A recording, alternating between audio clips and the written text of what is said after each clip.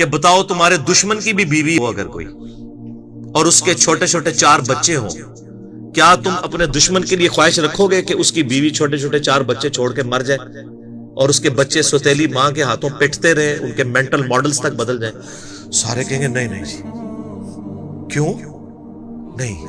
دل پسیجتا ہے۔ اچھا آپ کا دل پسیجتا ہے اور آپ نے ہمیں یہ کہانی کرائی ہے کہ اللہ تعالیٰ ماں سے اتنے گنا اور دادی سے اتنے گنا اور نانی سے اتنے گنا محبت کرتا ہے، تو وہ اللہ روزانہ ہزاروں ایسی عورتوں کو موت کیوں دیتا ہے جن کے 4 چھوٹے چھوٹے بچے ہوتے ہیں؟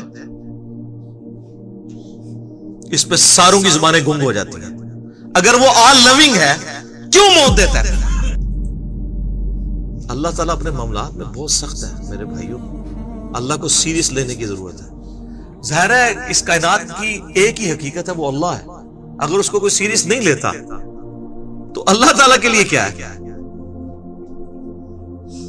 وہ تو اپنے نبی سے 3 دفعہ قرآن میں کہلوا رہا ہے، قل انی اخاف ان عصیت ربی عذاب یوم عظیم، اے نبی تم فرما دو کہ بالفرض اگر میں بھی اپنے رب کی نافرمانی کروں تو مجھے خود اس بات کا ڈر لگا ہے کہ بڑے دن کا عذاب مجھے بھی آ پکڑے گا۔ جی سورۃ الانعام، سورہ یونس، سورہ الزمر، 3 سورتوں میں یہ ایک آیت 3 دفعہ آئی۔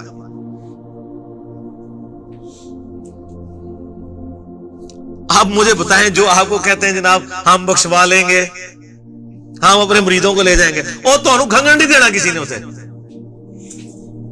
تو یہ اس لیے کہ نہ انہوں نے خود قرآن پڑھا ہوا ہے اور نہ آپ کو پڑھنے دیں گے، ورنہ آپ کا دماغ کھل جائے گا۔ او جی گاڈ از آل لونگ، یہ کرسچنز نے بھی ایک دھوکہ دیا ہے نا، گاڈ از آل لونگ، تو میں نے ان کو بھی پھکی دی تھی کہ اگر گاڈ از آل لونگ ہے اور وہ آل لونگ کا کنسیپٹ پھر صوفیاء کے ہاں ادھر مسلمانوں میں بھی داخل ہوا، وہ جی اللہ کو ہماری نمازیں چاہیے، اور سر اللہ نے کب کہا مجھے تمہاری نمازیں چاہیے؟ اللہ کہتا ہے تمہیں تمہارے لیے نمازیں چاہیے، اللہ کے لیے نہیں، اپنے لیے۔ گاڈ از آل لونگ، او آل لونگ اس کے لیے ہے جو اس کا بندہ بن جائے گا، باغی کے لیے نہیں۔ تو پھر میں نے ان کو دنیاوی طور پہ ایک الزامی جواب، اینٹی وینم پھکی دی ہے کہ بتاؤ تمہارے دشمن کی بھی بیوی ہو اگر کوئی اور اس کے چھوٹے چھوٹے 4 بچے ہوں، کیا تم اپنے دشمن کے لیے خواہش رکھو گے کہ اس کی بیوی چھوٹے چھوٹے 4 بچے چھوڑ کے مر جائے اور اس کے بچے سوتیلی ماں کے ہاتھوں پٹتے رہے، ان کے مینٹل ماڈلز تک بدل جائیں؟ سارے کہیں گے نہیں نہیں جی، کیوں نہیں؟ دل پسیجتا ہے۔ اچھا آپ کا دل پسیجتا ہے اور آپ نے ہمیں یہ کہانی کرائی ہے کہ اللہ تعالیٰ ماں سے اتنے گنا اور دادی سے اتنے گنا اور نانی سے اتنے گنا محبت کرتا ہے، تو وہ اللہ روزانہ ہزاروں ایسی عورتوں کو موت کیوں دیتا ہے جن کے 4 چھوٹے چھوٹے بچے ہوتے ہیں؟ اس پہ ساروں کی زبانیں گنگ ہو جاتی ہیں۔ اگر وہ آل لونگ ہے کیوں موت دیتا ہے؟ آپ تو اپنے دشمن کی بیوی کو بھی موت نہ دیں، وہ روزانہ ہزاروں ایسی ماؤں کو موت کیوں دیتا ہے جن کے چھوٹے چھوٹے بچے ہوتے ہیں؟ اس کا مطلب ہے آپ نے جو احساسات ڈیولپ کیے ہوئے کہ اللہ اپنے بندوں کے ساتھ یہ کرتا ہے، وہ نہیں ہے۔ اللہ اپنے احساسات کا اسیر نہیں ہے، اللہ کے وہ جذبات نہیں ہیں جو آپ کے ہوتے ہیں، وہ بے پرواہ ہے۔ ہاں جو اس کا ہو جائے نا اس کے لیے معاملہ الگ ہے۔ وہ صحیح بخاری میں حدیث ہے کہ جس نے میرے ولی کے ساتھ دشمنی کی میرا اعلان جنگ ہے اس کے خلاف، اور انسان میرا قرب نہیں حاصل کرتا مگر فرائض کے ذریعے اور نوافل پہ استقامت کے ذریعے اس لیول پہ پہنچ جاتا ہے کہ میں اس کے ہاتھ بن جاتا ہوں جس سے وہ پکڑتا ہے، میں اس کے کان بن جاتا ہوں جس سے وہ سنتا ہے، میں اس کی آنکھیں بن جاتا ہوں جس سے وہ دیکھتا ہے، میں اس کے پاؤں بن جاتا ہوں جس سے وہ چلتا ہے۔ اچھا ادھر ہی حدیث روک دیتے ہیں صوفیاء اور وہ کہتے ہیں وہ خود ہی خدا بن گیا، ایتھو ہاتھ پائے گا انج ہو جائے گا۔ وہ آگے پڑھو کیا لکھا ہوا ہے، وہ جب اپنے دشمن کے اگینسٹ مجھ سے پناہ طلب کرتا ہے میں اسے پناہ عطا کرتا ہوں۔ اگر وہ اللہ ہی سے پناہ طلب کر رہا ہے تو وہ پھر ہاتھ مارنے جو تو نا، یہ ہاتھ بن جاتا ہوں، پاؤں بن جاتا ہوں، کان بن جاتا ہوں، اس سے مراد یہ کہ اس کا اوڑھنا بچھونا پھر میں ہی بن جاتا ہوں۔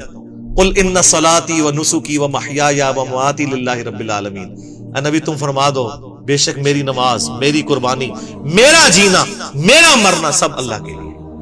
اوڑھنا بچھونا اللہ بن جاتا ہے۔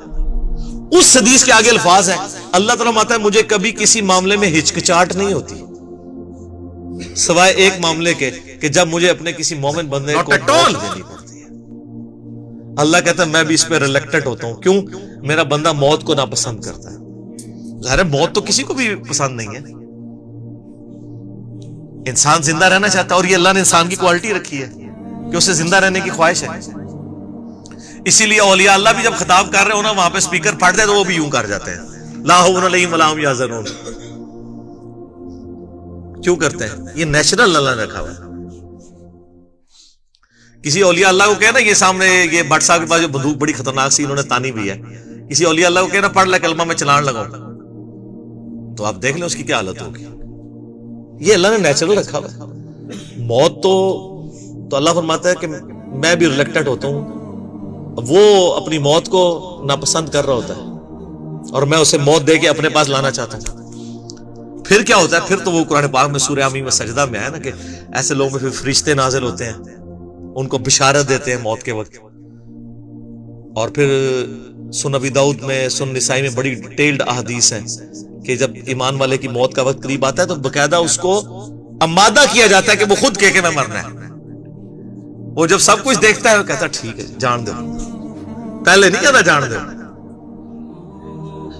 بڑا مشکل کام ہے. پہلے کہنا کہ جان دو تو حضرت موسیٰ علیہ السلام تھپڑ کیوں مارتے ہیں اسرائیل کو؟ میرا وہ بھی کلپ چڑھا ہے نا، بخاری مسلم میں حدیث ہے جو. تو یہ بہت سینسٹیو ایشو ہے. اللہ تعالیٰ کے بارے میں آپ اپنے دماغ کھول لیں، یا وہ کتاب کھول رہے ہیں جو بابوں کی لکھی ہوئی نہیں ہے کتاب، یہ اللہ کی نازل کردہ کتاب ہے. اس کو اسی طریقے سے سمجھنا ہے. شروع میں ہی آپ کا کانٹا نکل جائے گا تو آپ کو آگے قرآن سمجھنا آسان ہوگا. اللہ کے مزاج کو سمجھنا ہے آپ، اور یہ دماغ میں بات طے کر لینی ہے کہ بابوں کا خدا اور ہے اور کتابوں کا خدا اور. یہ آپ جو پڑھ رہے ہیں نا یہ وہ خدا ہے جس کا تعارف محمد رسول اللہ صلی اللہ علیہ وآلہ وسلم نے آپ کو کروایا.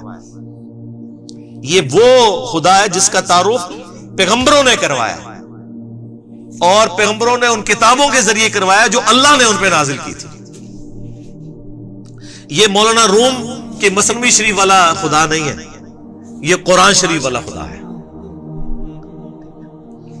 وہ کہتے ہیں وہ مثنوی مولانا روم جو ہے وہ فارسی کا قرآن ہے. استغفر اللہ تو بولی ایڈیاں کہانیاں، ایڈے جھوٹ، اتنی انبیاء کی گستاخانہ واقعات اس کے اندر ہیں، اور اس کو کہتے ہیں فارسی کا قرآن.